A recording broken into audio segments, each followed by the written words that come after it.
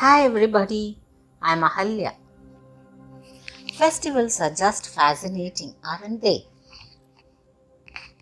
In a colorful and spiritually rich country like India, there are plenty of festivals, and of course, they have interesting stories behind them.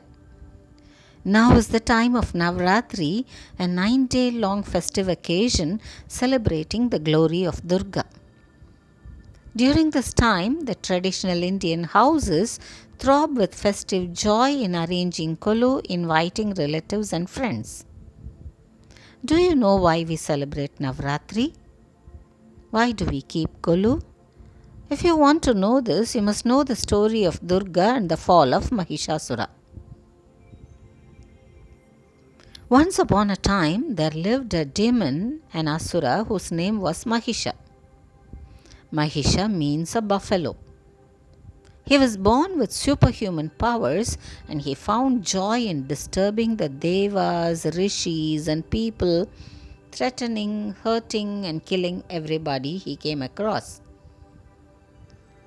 But he saw that with all these, the asuras always were losing to the devas and gods, and he had a doubt. Can't we change this? If only I become immortal and the most powerful, he thought. Day and night he thought about this and finally he got an idea. He thought he can get immortality by doing tapasya. Immediately he began his penance, meditation, tapasya. He stopped eating, stood on one foot, and started praying to Lord Brahma, the Creator. Days, weeks, months, and years passed. He did not stir, he did not open his eyes. The power of his tapasya shook the entire earth and heaven. Brahma was pleased with his focused prayers. Mahishasura has been praying with great devotion for a very long time. I must reward him, he thought. He appeared before him. Mahishasura was overjoyed. God, I am greatly honored.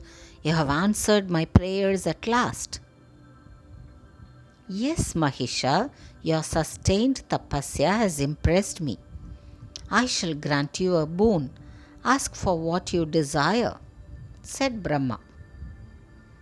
God, I want to become immortal like you. Make me immortal. Brahma had a smile on his face.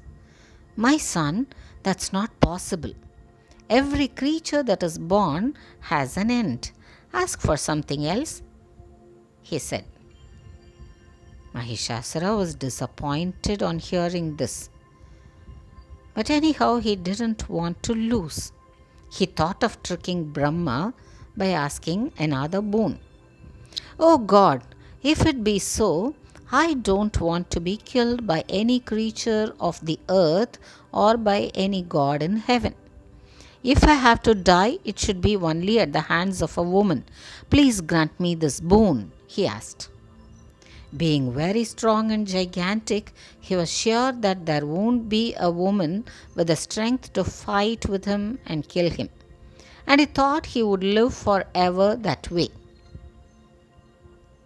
Brahma granted him the boon and vanished. Ha ha ha! I am the strongest.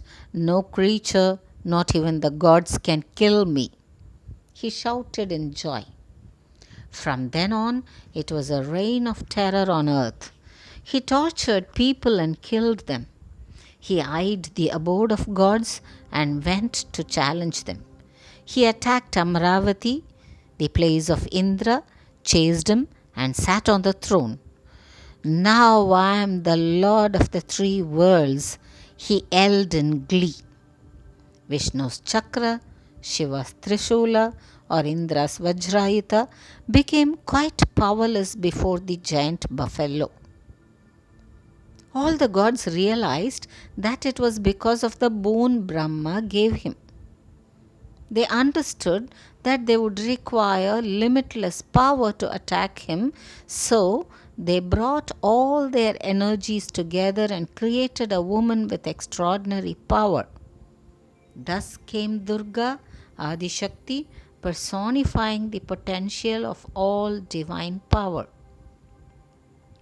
The gods gave their weapons too, so that she can put up a stiff fight and destroy the Asura. Armed with weapons and divine power, Durga went for a fight with him.